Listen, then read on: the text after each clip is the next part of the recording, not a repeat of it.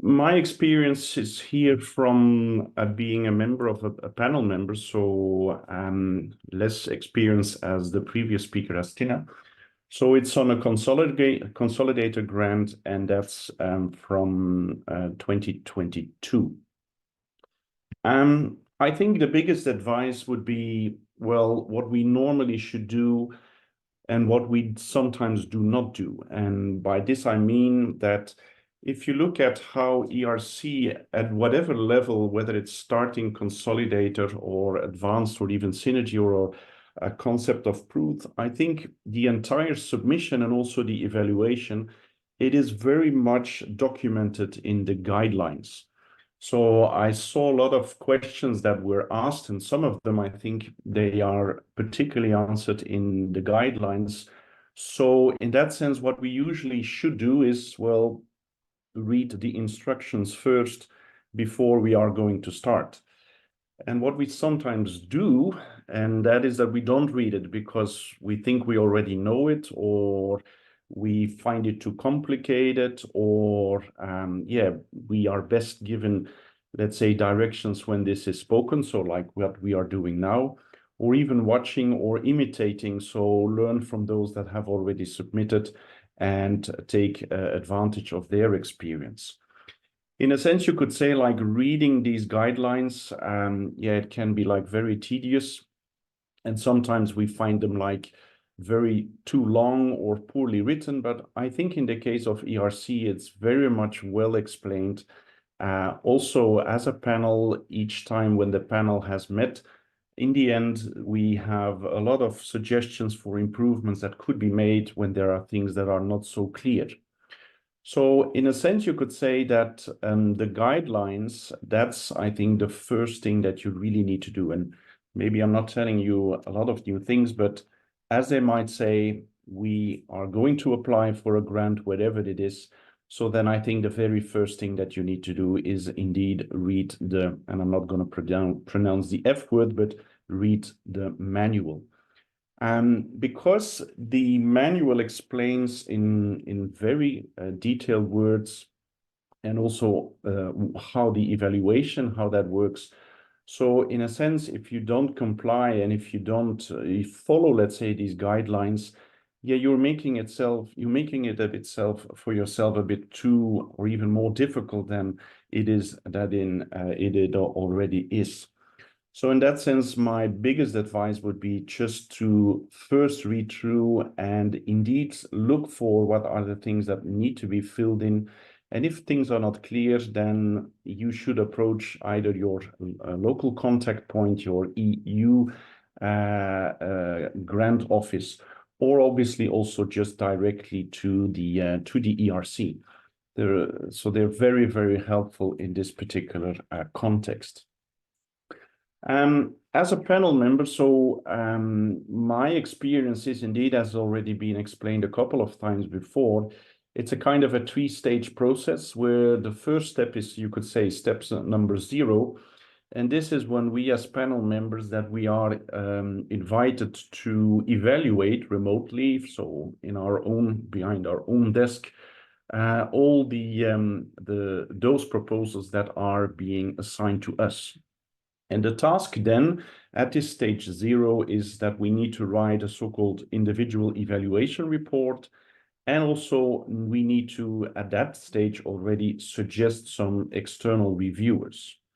So it has already been said by Marilena and also by Tina and also by Jana that, as in this particular stage, we are expected to access and evaluate these proposals as generalists. So my field of expertise is in transport, mobility, in geography, in more general terms, in social science, you could say, because I'm talking from a panelist member of Social and Humanities number 7. We only see at that stage B1 and the CV, so about 10 pages, and then we need to evaluate the research project and also the principal investigator.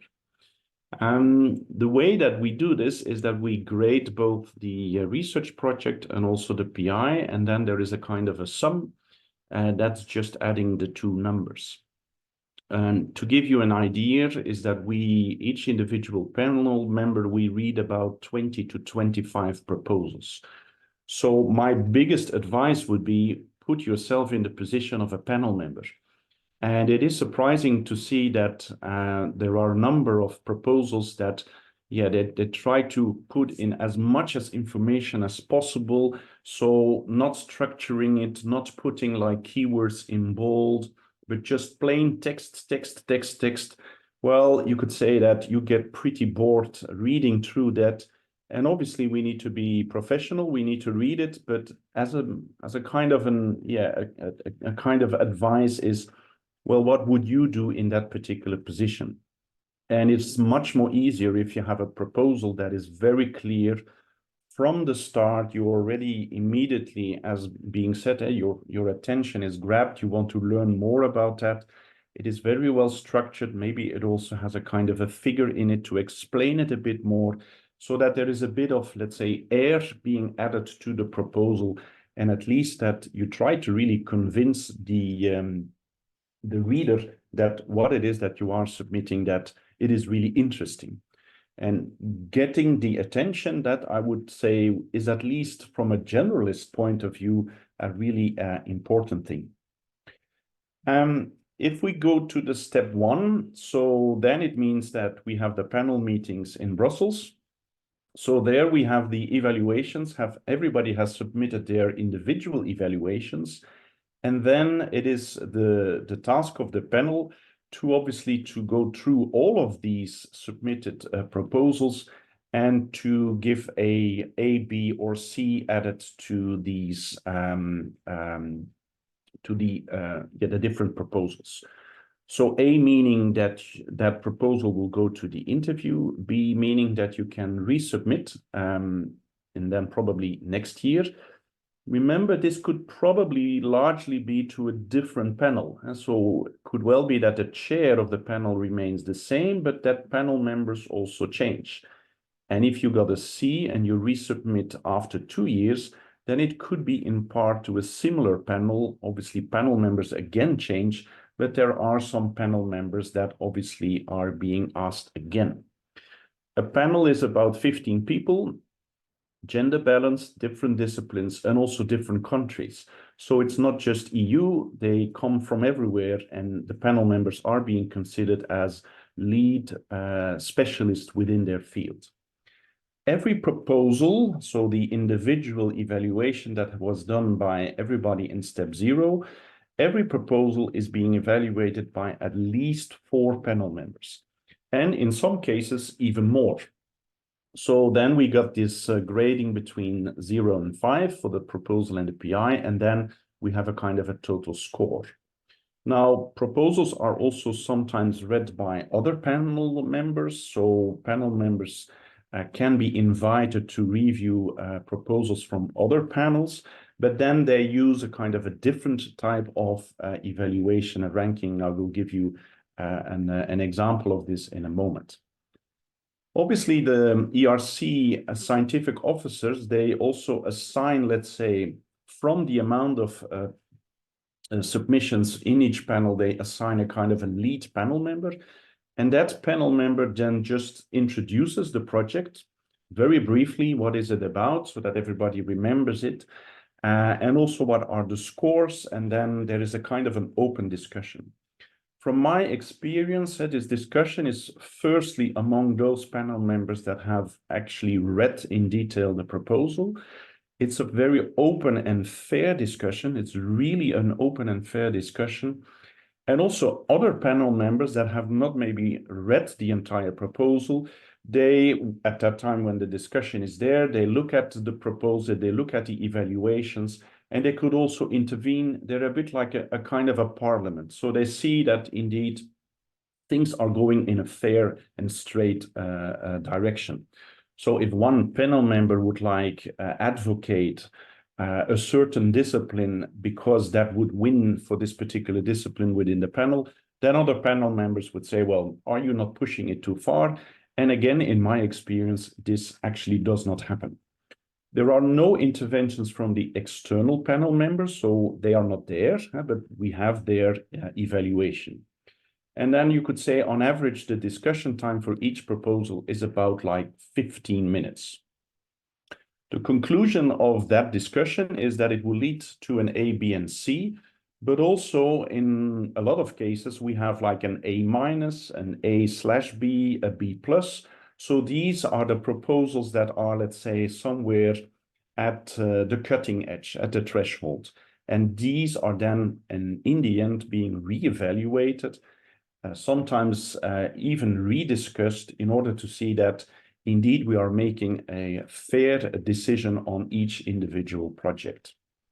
If you receive a B and a C, then you also get a very short report. The report could be like a couple of sentences, because you then will also receive the reports from everybody who has evaluated your proposal. If you get an A, so you are allowed to go to the interview, then you don't get any feedback. So that's maybe also important to know. You don't get any feedback from this first step. So you just get obviously the good news that you are allowed to go to the interview. So this is from, it's a kind of a print screen or taken from the evaluation of the book of evaluation as we get it. So here you see for this particular proposal, there were like 4 panel members and they have reviewed it. And there are also 4 external panel members. As you can see, the external panel members, they just rate like recommended, not recommended, highly recommended. So it gives you a bit more indication. And then you get, the research proposal and the principal investigator and a score. And then this is, let's say, part of the discussion. Now, in this particular case, you could say, well, okay, it seems like rather well there, because one panel member scores it a 9 and then 2 other panel members 7.5, so on a 10-point scale, and then one panel member 1.5. So here, if I'm the lead, I just have to then introduce the proposal, give a kind of an explanation of my grading, and also try to find already a kind of a compromise between what are the scores of the different panel members. But then obviously I would be given the floor to the panel member who rated the research proposal as 1.5. So then that panel member can again give his or her explanation. And then there is a bit of a discussion among the 4 panel members, also taking into account the evaluation of the external panel members.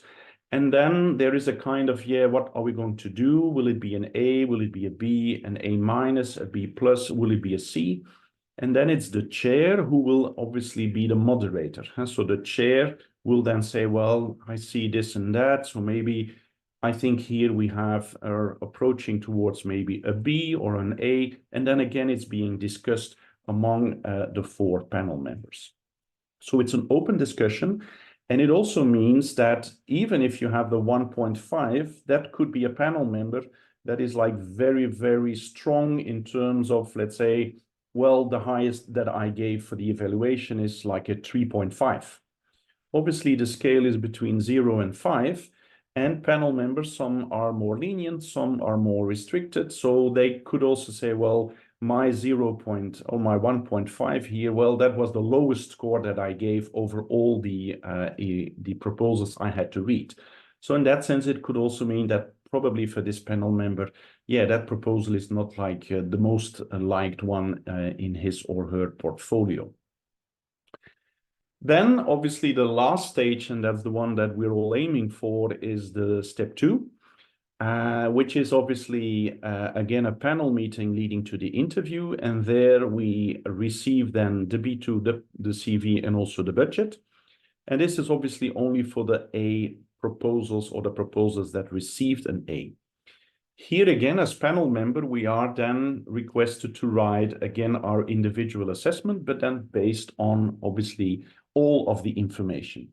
That usually means that we are preparing questions for the interview, things that are not clear yet, or that have already been raised during, let's say, the first panel meeting, where already panel members say like, well, I had some questions here, but okay, the proposal will go through the next stage, it will get an A, but then I will definitely ask this and this and this. So it's already then being, questions are already then being listed by some panel members.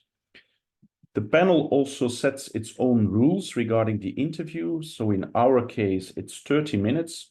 We only allow for a PowerPoint presentation for 5 to 7 minutes. So that's really, really short. And there we say that, well, it should be something like introducing maybe something new. But again, as already said by a lot of others, honesty and clarity, I think, is the key element, because obviously it's a time where a lot depends on this 30 minutes.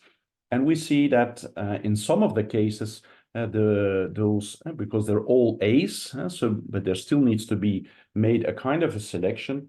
Even among the A's, there is a big difference between, well, what is on paper and also then doing the interview. Depending on the amount of interviewees we have, there is a kind of a deliberation again, and that would lead to a yes or no. And again, as already mentioned by quite a lot of previous speakers, it's very much independent of the requested budget. So it's not that if you ask less money that you will be, the budget will lead to a higher level. That's or a high level of acceptance. That's not important. The budget is checked, but it's just looking at what is the percentage of the PI spending on this, what are the different costs that are incurred, which people will be hired, pre-docs, post-docs, etc. And also already been said by Marilena, so the allocated money for each panel depends indeed on the amount of proposals. I looked at these figures for the Consolidator grants. In our panel, we received 72 applications in stage 1, 25 went to stage 2, and in the end, 11 were granted. So my tips, well, stage 1, I would say we, as panel members, have to read quite a lot of proposals. So most of these are in our fields, but there are also that are outside of our field. And that said, we read it and we are asked to read it as generalists. I would also say choose an acronym that is not an existing word. It seems like very strange, but if we get the book of proposals and we need to check like what are the which proposal we are going to check next, if you use a word like maybe access, well, probably the word access will be in the book of proposals, and then we need to find it. Obviously, every proposal has a unique number, and you could also search for that unique number. But a bit, my feeling is that, yeah, sometimes people get a bit annoyed. Okay, it does not involve, obviously, the evaluation, but some panels, they evaluate the proposals alphabetically by acronym. So access would mean that you would be maybe you would be evaluated like the very first or the second proposal. Again, it should not impact your evaluation process, but maybe it's good to know. Also, don't use something that is almost impronounceable by the chair. And I just made up a kind of an acronym, so it does not exist. So the acronym obviously is something that, yeah, it will be used throughout, and it should be something that obviously people, again, if we go back on the evaluations, that they say, oh yes, that was that type of proposal, that's good. Be concise, be clear, be honest, and explain why this research and also why you. So the idea is a bit that you need to have at least 3.5 on the PI and on the project. So if you are below the 3.5 by one of the evaluators, then obviously it will be maybe a bit more difficult, or at least the chance of you getting accepted to go to the next round.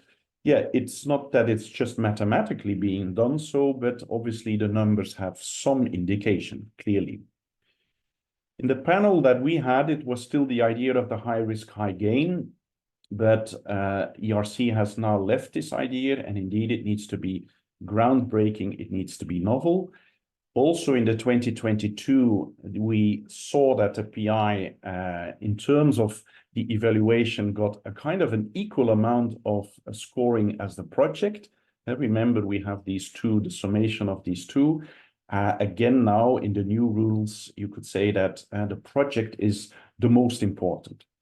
And also, as already been mentioned a couple of times, I saw consolidator grants being awarded to people with an H-index, a Google Scholar H-index, which was below 15. So you could say that, and these are consolidator grants. So in a sense, we're not looking for 25 publications in Nature and Science. We're not looking for H-indexes above 50 or whatever. We're looking for PIs that have something to say, that have proven evidence by having a couple of publications in key research journals. There is a bit of a discussion on whether, because we are in the social sciences, whether these need to be single authored. Some panel members find this really relevant, but other panel members say, well, if you have multi-author papers, it also means that there is international recognition and that you have a broad network. So again, I think the most important element is clearly the project and then the PI. At stage 2, I think panel members, we need to read around 5 to 8 proposals. So that's less than the 25 we started from. And these are all obviously within our field. And there are also external evaluations. So these external evaluations, remember in the very first stage, we had to indicate who would be an ideal external evaluator for that project. And I saw in some cases that there were even up to 10 external evaluations being added to, let's say, the total evaluation of the proposal. Preparing for the questions, the usual questions, why this, why that, why you, why not? And I think most important, you need to be a bit on top of your project. And let's say from just listening to Jana's presentation on what she did to prepare for the project interview, for me, she explained it in a very nice way. She stayed very calm. It was very clear. So it gives, I think, although I don't know her, she came over for me as a very mature person who was really on top of the subject. And maybe one good thing just to try to, for your particular project, maybe you could try to summarize it in just one sentence. And what is the project? What is it about? And that already is like a bit of a challenge. So finally, I would say best of luck, as ERC calls it, with your dream project.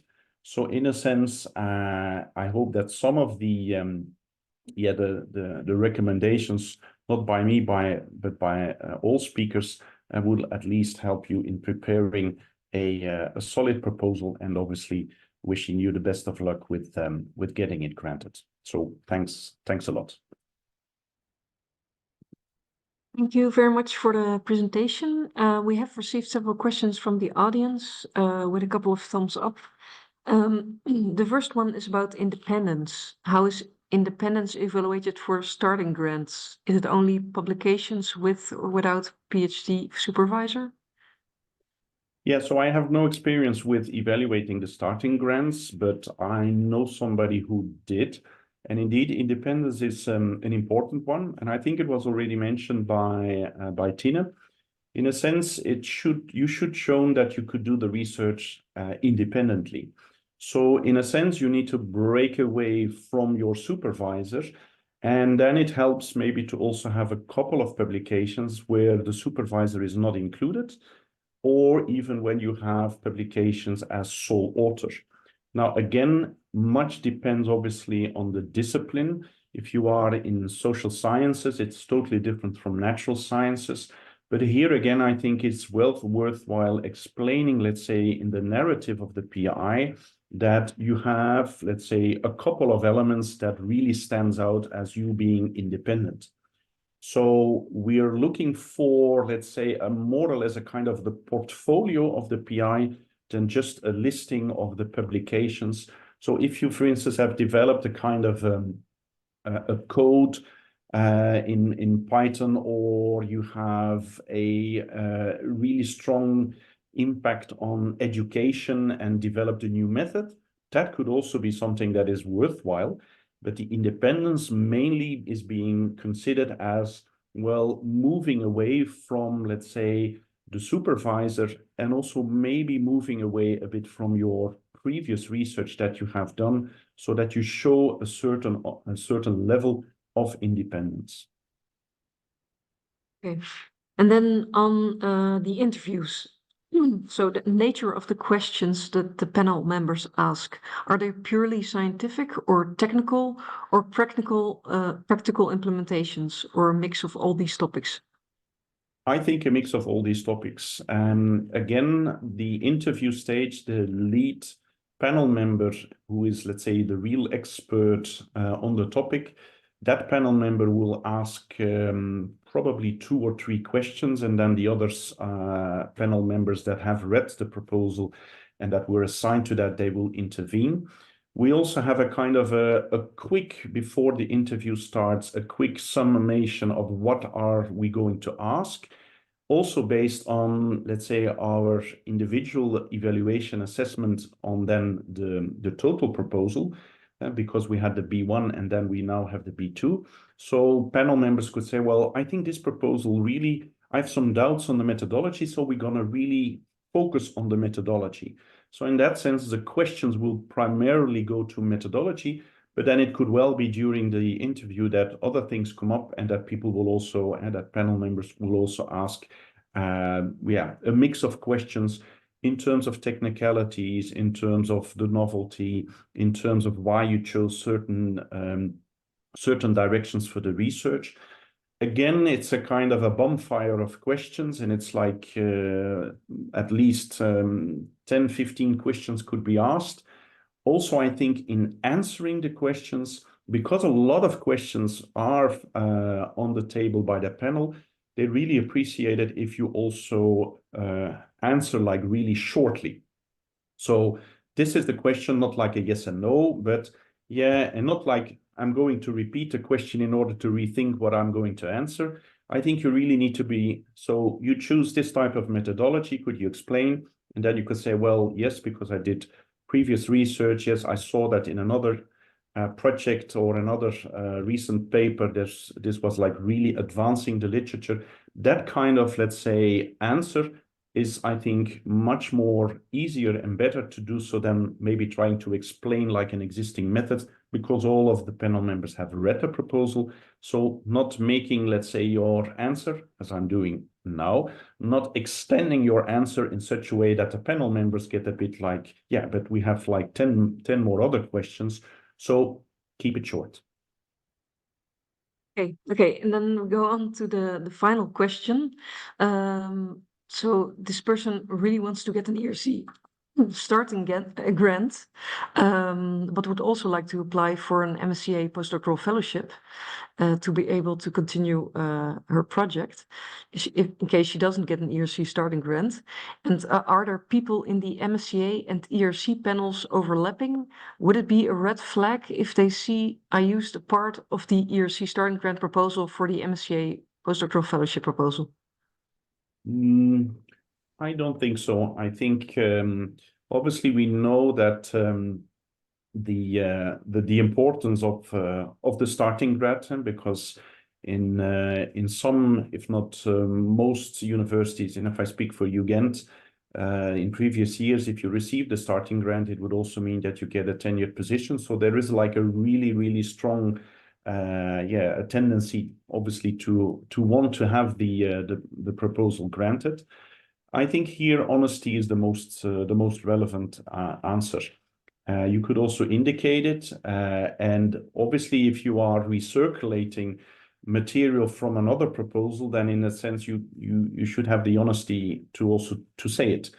If, for instance, you don't say anything, or there is an explicit question like, is it being submitted elsewhere, and you are very vague around this, and then a panel member says, yeah, I just Googled this and I saw that this was part of another call, then this will for sure will not help you. So I would say honesty is the most important element here.